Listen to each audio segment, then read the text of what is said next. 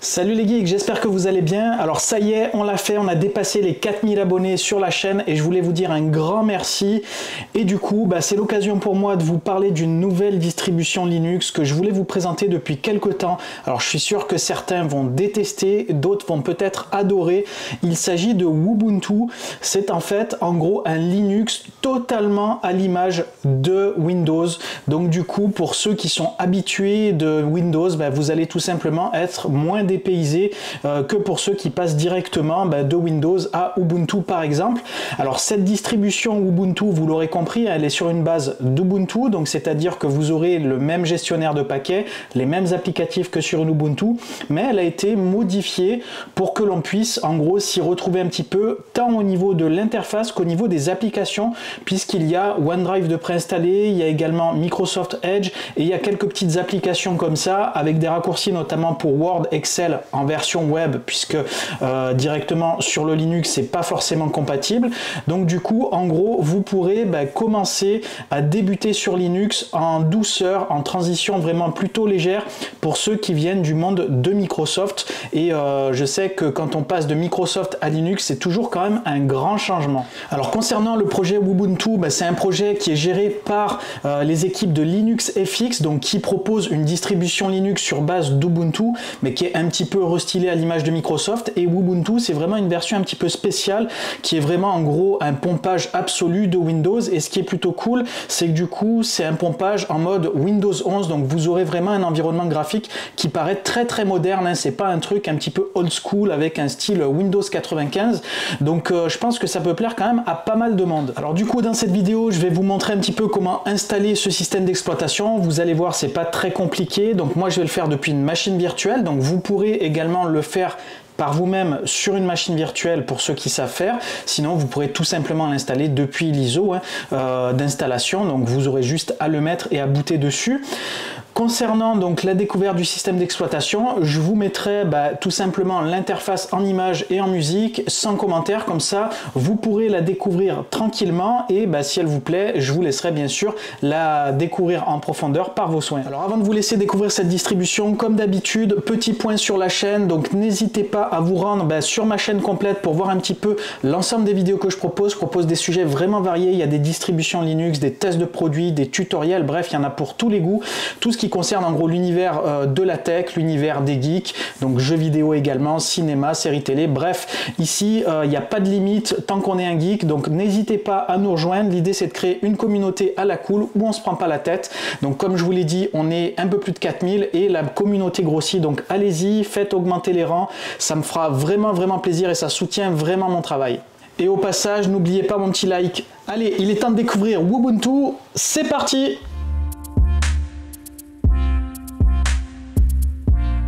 Nous voilà donc sur le site officiel LinuxFX, donc du projet qui propose cette distribution Linux un petit peu particulière. Alors à la base, LinuxFX, c'est un système d'exploitation qui est basé sur Ubuntu et qui propose en gros un restylage un petit peu à l'image de ce que propose Microsoft. Donc on voit très bien ici la patte du Windows 11 sur ce screen. Alors celui-ci, c'est pas, on va dire, la version vraiment copie conforme à Windows. Il y a une édition spécifique qui fera l'objet donc de cette vidéo.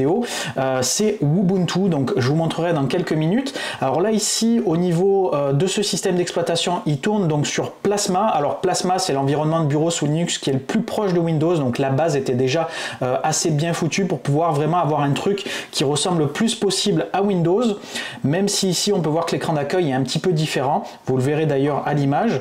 Alors là on voit tout de suite au niveau des screens qu'on est quand même très proche de ce que propose Windows. Bon là ils ont en plus rajouté le fond d'écran officiel de Windows 11, donc c'est vraiment très proche, et il y a même des applicatifs qui permettent de se rapprocher encore plus de ce que propose Microsoft, notamment avec l'apparition de OneDrive.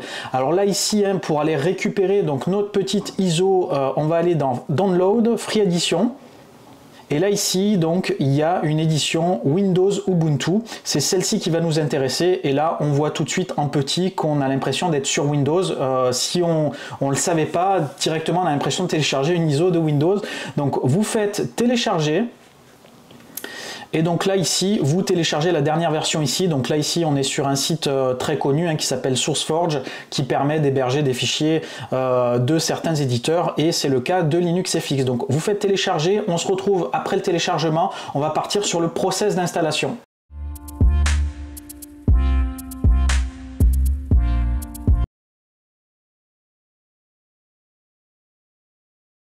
Allez, c'est donc parti pour le premier démarrage du système. Donc vous appuyez sur F2 lorsque vous bootez. Alors là, j'ai l'écran qui est quand même un petit peu petit puisque je suis sur une résolution un peu grande. Donc je vous zoomerai comme ça à l'écran, mais vous aurez peut-être vous le truc en plein écran.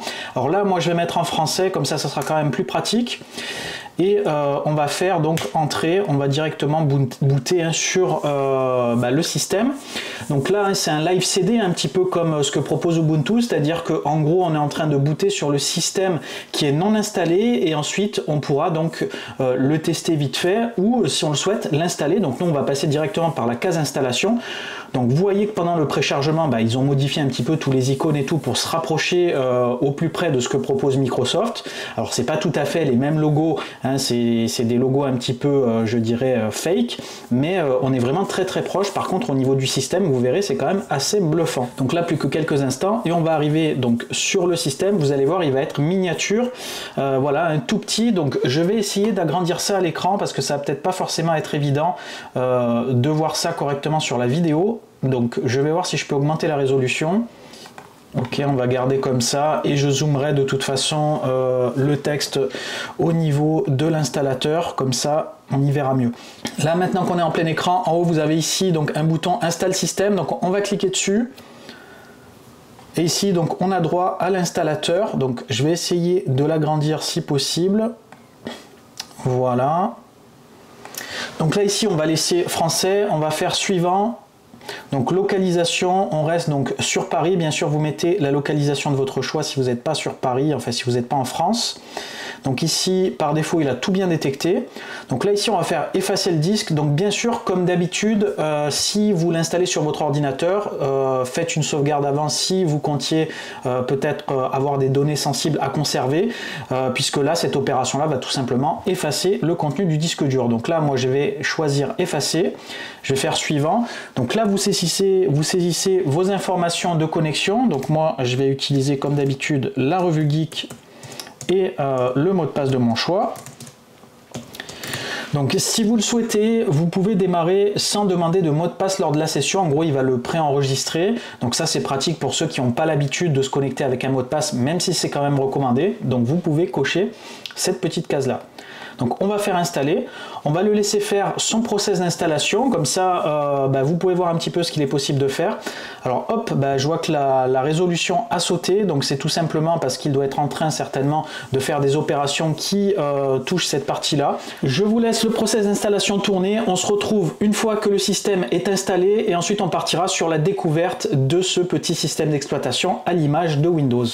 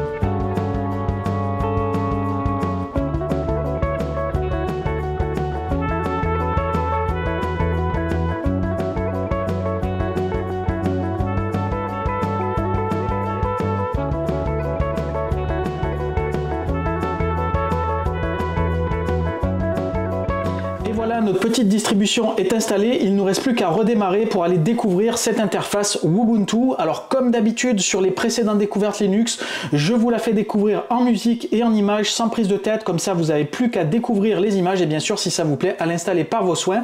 Donc je redémarre le poste et on se retrouve directement sur le bureau.